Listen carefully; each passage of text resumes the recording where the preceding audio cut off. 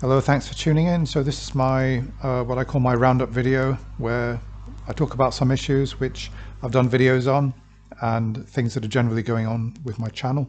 I do one about every 2 weeks, so I hope you'll stay with me. This is probably going to last about 15 minutes or so. So yeah, just before I go on to talk about my channel and everything, there's a charity shop not far from where I live, and I go in there every week. They've got a lot of books and they sell them very cheaply. It's you can buy 3 books for £1.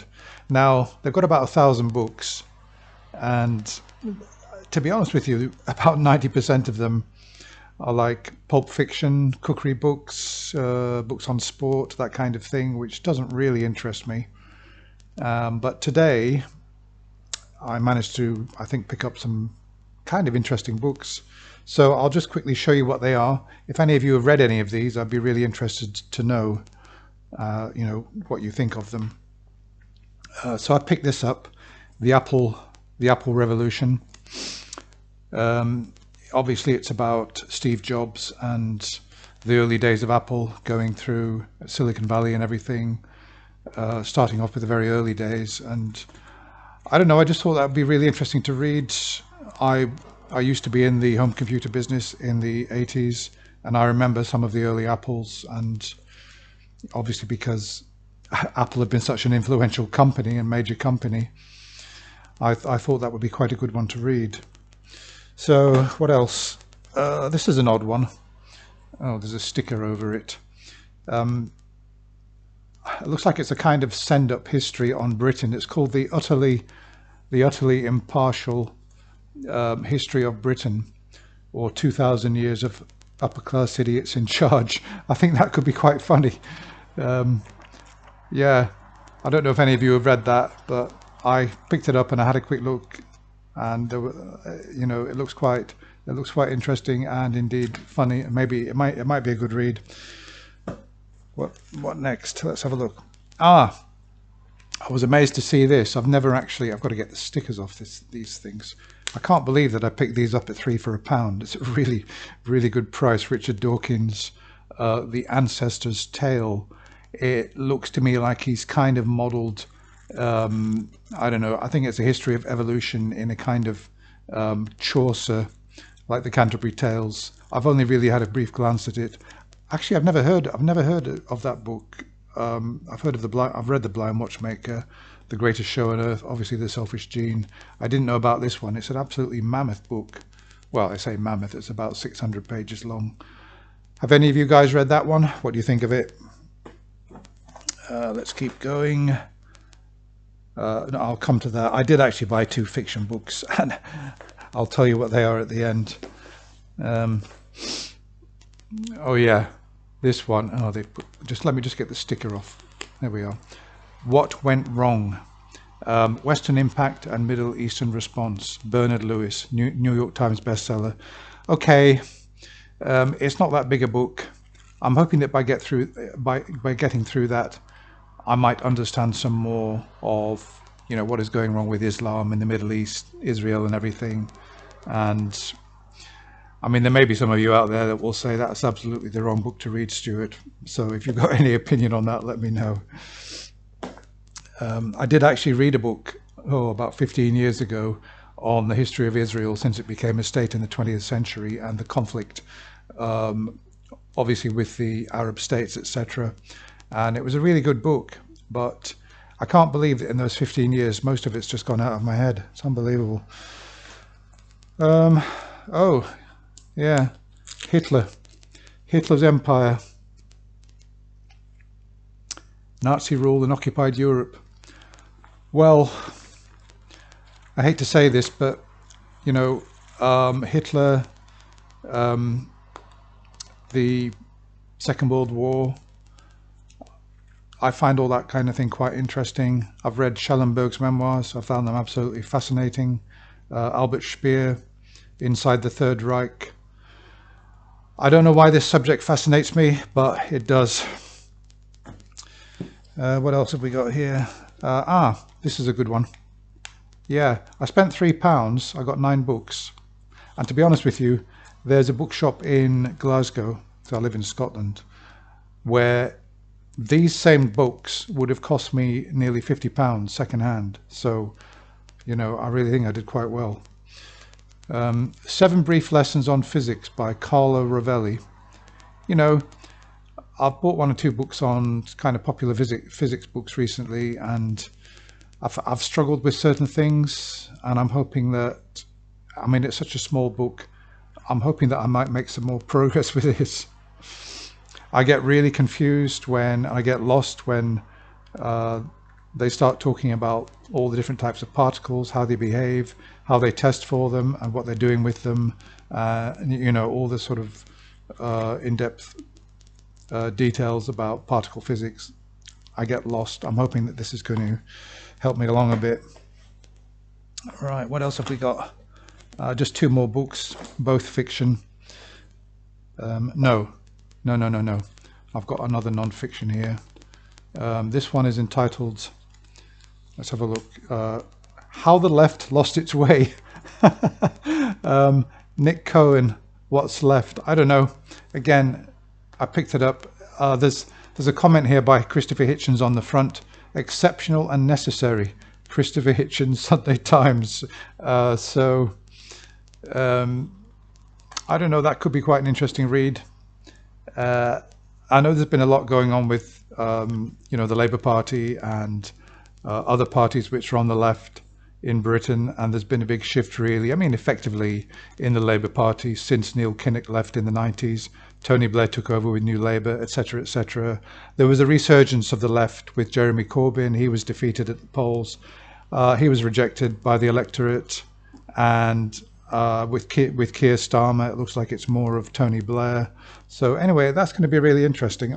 Well, I hope so. Okay, so 2 fiction books, and I very rarely buy fiction these days, and if I do, it's got to be something that looks, you know, really interesting. Virginia Woolf, Flush. I believe she's writing from the point of view of a dog in this book, so I've never heard of this novel, and which surprises me. That I've never heard of that novel by Virginia Woolf. I don't know whether it's a posthumous book or whether, so I don't know.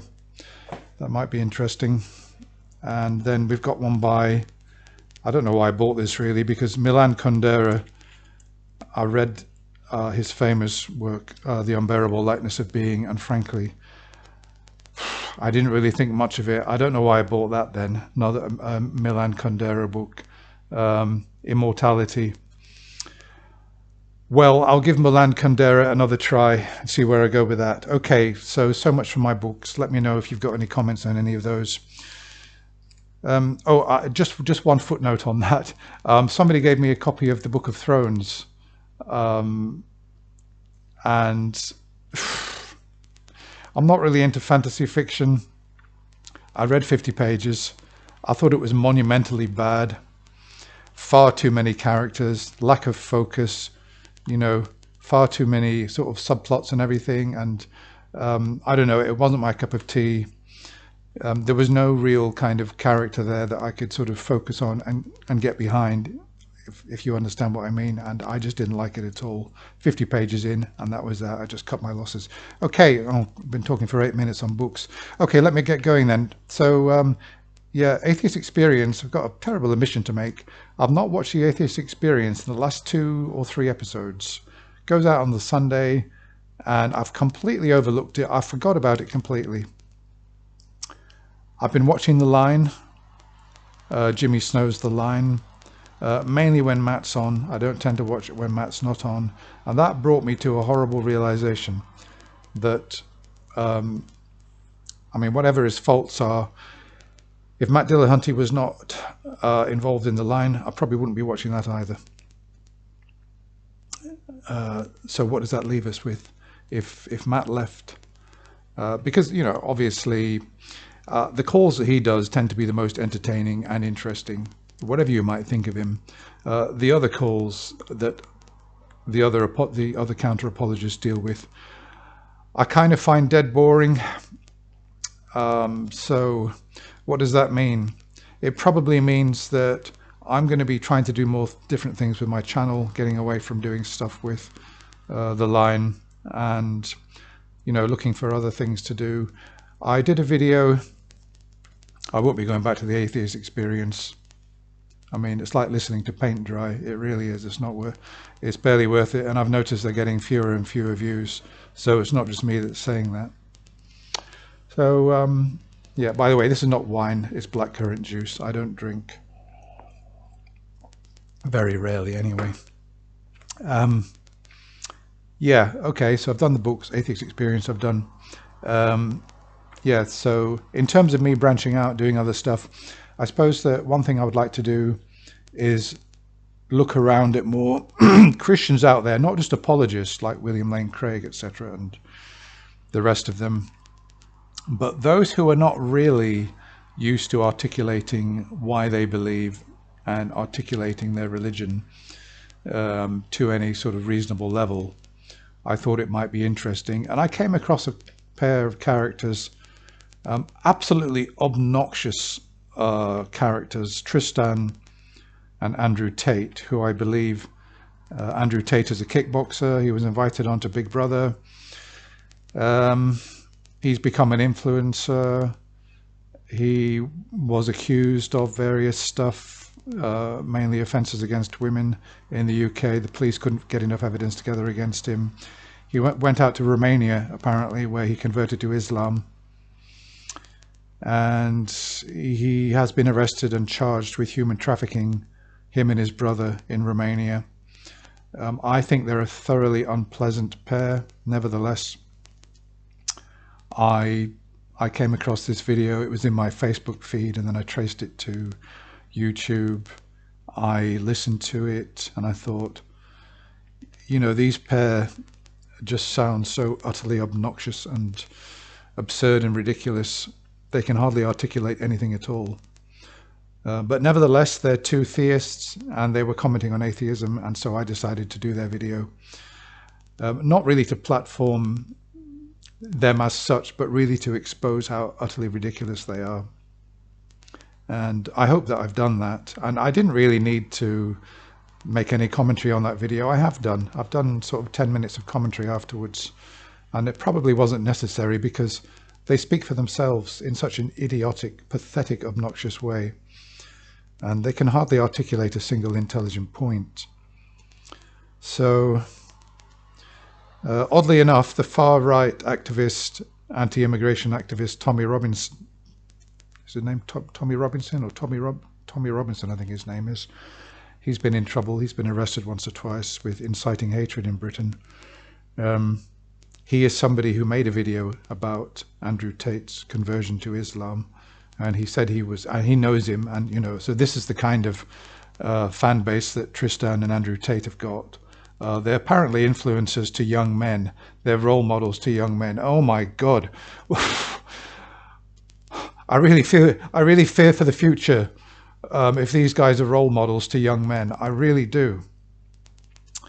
And so, yeah, Tommy Robinson was saying that while he's gutted and disappointed that they went to Islam, it's because of anti-woke culture, that Christianity is too soft on wokeism, immigration, trans, LGBTQ and everything. It's going soft, and therefore Andrew Tate has gone over to Islam because it's more hardline on those issues. So I don't know what you thought about that, but yeah, okay, so moving on from those two clowns. So unpleasant they are. I'll tell you something, I would rather spend an evening with William Lane Craig, and that's saying something. I would rather spend time with William Lane Craig, Matt Slick, who else is awful? Even Saiten Bruggencate. I would rather spend time discussing religion with those three than Andrew and Tristan Tate. At least you could have some kind of sort of intelligent discussion with them, but all the hand waving and you know, absurd statements and sort of hodgepodge of points that Tristan and Andrew made in that video I uploaded, it doesn't give me any confidence that it would be worth talking to them. Okay, so moving on from that. Yeah, so we've had yeah, this thing about Islam. We've had Issa calling into the line now for I think the last 2 weeks in a row, or is it 3 weeks? I'm not too sure, but he did that debate with Matt on Modern Day Debates, and Matt said that, I don't know, what did he say? It's giving him hope for humanity or something, or it's like a breath of fresh air, or he made some compliments, effectively meaning that, well, you may be a Muslim, but you're a nice guy, and you've got, you're not, as he has said about Daniel. He said about Daniel that, he's a despicable human being and everything. But no, I mean, and we've got it going both ways, because we had this episode of The Line where, who was it? Perfect Dawa called in to say, yeah, Daniel's not a true Muslim, no true Scotsman fallacy. And Matt, I agree with you a lot more, and you're a better Muslim than he is. That's the wrong thing to say to Matt, absolutely. But so we've got this absurd kind of stupid backpacking and cozying up. I think Matt was a bit hasty in saying that, this debate he had with Issa gave him a lot of hope, etc., etc. I mean, look, if you call yourself a Muslim, and if you're in Islam, then there's very little hope, as far as I'm concerned. I only start seeing hope when people give up unevidenced religions that haven't demonstrated that they're true. While people will still identify with being Muslims, I've got very little hope, regardless whether they're progressive Muslims or, progressive Christians or whatever, while they're still subscribing to superstition, supernatural beliefs, etc. I think they're potentially quite dangerous. So I wouldn't have gone as far as Matt to say that the debate with Issa gave him any hope. I don't think he should have any hope, but the result of it is that Issa is now phoning every week. I think he must be lonely or something. I don't know, but he's phoning every week, and he phoned this week, and I note that Jimmy said to him, Issa, you don't have to call every week, which I took to mean stop calling.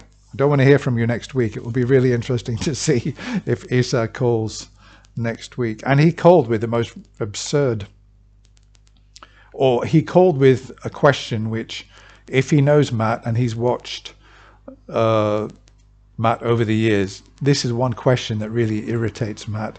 Actually, Jimmy admitted it irritates him as well. Namely, in terms of a God, what kind of evidence are atheists looking for? It's like, it's crazy. If you believe in something, you've got an idea of what you believe in, and you feel you've got evidence for, just lay it on the table. You don't go to the person you're trying to prove it to. What kind of evidence are you looking for? No, give us the best evidence that you've got. So this is, and to Matt's credit, he didn't, I'm sure that had a Christian called in and said that, he would have said, we get this every time. For the last 15 fucking years, I've had this where Christians come on claiming that there's a Trinitarian God, and you ask me what kind of evidence I'm looking for. You're the one that's making the claim. Put the evidence down. Don't start questioning me, asking me what kind of evidence do I need. Any evidence that will satisfy the claim, that will establish the truth of the claim, whatever kind of evidence that is, put it forward. So yeah, it will be interesting to see if Issa calls again. But okay, yeah, so memes. All right, so if you follow my channel, you realize I've been uploading memes recently, and a meme seems to be just a picture with a caption, and it makes a point. It's there to make a point about something, about an ideology or something like that. And I discovered a source of memes. I've been rejecting most of them because they're not suitable. A lot of them I've been changing, so I didn't like the caption. I changed the caption, and yeah, basically I think I believe I'm writing better captions than the person who actually did all the artwork and wrote the caption. So I've been changing memes. I've been uploading them myself. I've taken some flack from some people. For example, there was one that I posted showing two Muslim men kissing another Muslim who was deeply upset, and that upset Muslim is holding a copy of the Quran, and it obviously looks like it's in the streets of Baghdad or something like that. And I wrote the caption. I wrote the caption that this is this purporting, well, actually, let me just get it and read it out, because I can't remember my own caption, but I want to read it out, because, you know, whether I did anything that was objectively wrong. Yeah, okay, so here it is. I've got it on my channel.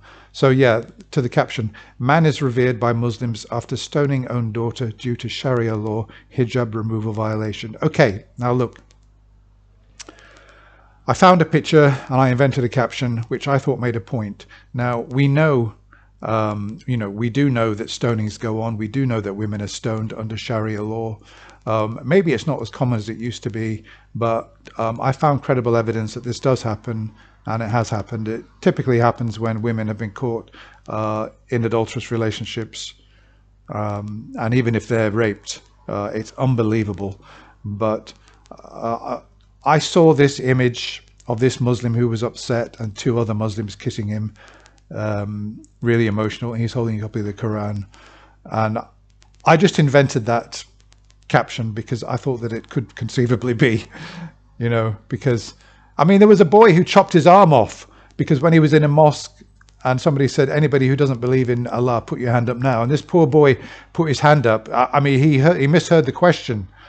And when he realized what he'd done, he went home, and his father's a carpenter. He used an electric saw to cut his bloody arm off, and they were pouring in and revering him. And to me, you know, Islam is really that stupid and that ridiculous. And this picture, even though it turned out it wasn't that at all, it's in fact an Iraqi who's been released from prison in 2004. And okay, I was a bit naughty in using that image, maybe, but I wanted to make a point. We know that stonings happen, and that image suited my the point that I wanted to make. So yeah, so some people said, you know, this is a lie, that image wasn't there. No, but stonings do happen, and women are stoned under Sharia law. The only thing that they're not is they're not stoned for hijab removal. Okay, that was a bit, I mean, that was not correct, but, you know, overall, I thought it was one of my better memes. Yeah, so I took liberties there. And I will do with more memes, and I will be bashing Islam a lot, because it's one good reason to keep my channel going, is just to bash Islam. Let me see, anything else to say about memes? Oh yeah, one that I rejected. Oh, I would have liked to include it, but it's a cartoon meme, and it showed Muhammad and Aisha. I think Aisha was betrothed at 4 to Muhammad, and they're like bubble speeches, and he's saying, I will dream about you, Aisha, until we're married, and she's saying, and I will dream about you, Muhammad, until we're married.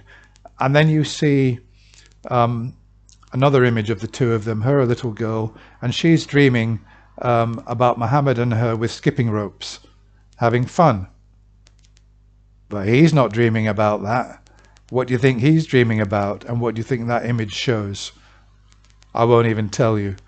But I couldn't possibly post that meme on, I mean, it's a cartoon, just illustrations, but I couldn't possibly post that meme on my channel. But yeah, so I'm rejecting a lot, either because they're just bad, they're puerile, they're stupid, and I'm just filtering out for you guys so that you can just get the best memes. And for about half of them, or even maybe more than half of them, I'm writing the caption and just using the image. Okay, yeah, comments. So I do look at my comments and I reply to some of them. I should probably resist replying to provocative comments, but sometimes I do. I did a video recently about the progressive Catholic. I admitted at the start to my ignorance about progressive Catholicism. Okay, I mean, I've listened to hundreds of you know, atheist shows over the years. I've come across progressive Christianity, people who claim to be progressive Christians, and I just never heard of progressive Catholics. And I said so. I said, oh, I've never heard of progressive Catholic. It sounds a bit strange. And the reason it sounds strange to me is I wonder how you could be a progressive Catholic, because Catholicism forbids many things that would be considered progressive. It forbids contraception and it forbids abortion. Two things which would be essential, to be considered a progressive person. I don't, so I thought it sounded a bit strange, but yeah, I mean, I did some research later, found out, oh yeah, there is a thing. There's even a society of progressive Catholics, etc. And I think, oh, okay, I didn't know that before. I was ignorant about that, but now I know it. And one good thing about ignorance is there's a cure to it. There's a cure to ignorance. Yeah.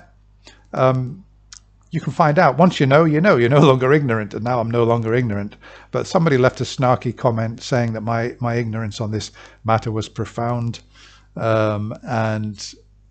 It tells him, in other words, the person who made this comment, that I couldn't possibly be open to the facts, and that nothing I could possibly say about religion could be considered reliable. I don't know how he could make that, leap, that because I happen to be ignorant about something that maybe lots of you guys know, but I didn't. Well, I know now. I didn't know then, but now I know. It doesn't follow that just because I don't know one thing that, everything I say about religion is unreliable, and that I'm not open to any facts. I mean, one fact, I can debunk that straight away. One fact I'm open to, it is a fact that I was ignorant to this thing about progressive Catholics. That is a fact, and I'm open to that. I admit it. So, I mean, I've ruined his comment straight away. If anybody presents facts to me which demonstrate the truth of God's existence, I will be open to those. I'm open to lots of, there's no connection, as I said, between, you can't be expected to know everything, and atheists can't be expected to know everything about every religion, all the different factions in the religions. So that was crazy. And that no statement I make about religion could be reliable is also demonstrably untrue. I can make lots of statements about religion. For example, the holy book in Islam is the Quran. There's a statement about religion. If you think that's unreliable, you can go and check it. And in that sense, every single statement that anybody ever makes about religion, for example, in a way, it should be taken tentatively, depending on what the claim is, depending on what one says about the religion. So, I could say about religion and society that laws in society should not be based on any religion. And my reason for that is that there are lots of religions, they're all unevidenced, and if there is a God, there's no way of knowing really exactly what this God wants. And that we should rely on a secular system of law and morality for that reason. So there's me saying something about religion, and you heard my reasoning. It's up to you to decide whether what I said is reliable and reasonable or not. And whenever I hear people talking about religion, regardless of who it is, whether it be Richard Carrier, who's incredibly knowledgeable, Bart Ehrman, William Lane Craig, or whoever, or Matt Dillahunty, everything they say, my brain's ticking over and, looking out for suspicious statements. Is that true or isn't it? Is it true or isn't it? And, there may be something which I think, oh, I'm not too sure about that. And then I'll go off and I'll reference it. So it's not a case that you need to listen to an online atheist like me, think, oh, he's reliable about his statements because he's not ignorant. He's never demonstrated ignorance about anything. Therefore, everything that he says about religion is reliable. That is a stupid position. That is a demonstrably idiotic position. Just because I've never demonstrated ignorance about anything does not mean that every statement I make about religion is reliable. Okay, so what did I do with this person? Obviously, he's got no goodwill towards me with what he said.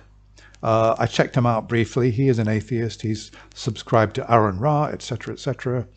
And what did I do with him? I replied to him more or less along the same lines I've just explained, that his reasoning is faulty, that yes, I was ignorant, but that doesn't mean to say that, I'm not open to the facts, and that I can never make a reliable statement about religion. And I demonstrated why that isn't true, and then I informed him that I would be muting him and that he would no longer be allowed on the channel. Well, with banning somebody, the way it works is you mute them. And what that means is that when they make a comment, only they will see it. Nobody else will see their comment. I don't like that, to be honest. I'd like it to be so that when you mute somebody or when you ban somebody, they can't make a comment on your channel. I would like them to know that they've been banned from the channel. And I do. I tell them when I ban people, because I tell people you can make comments, but only you will be able to see your own comments. Nobody else will. Bye-bye and good luck. So, okay, that's it. Long video. I think that's about it. Let me know if you've got any comments on anything that I've said. If you're still with me, only 1 in 5 of you are apparently at this stage. So to you, 1 in 5, thank you very much for watching, and I'll be back again soon. Hope you enjoy my videos. Bye for now.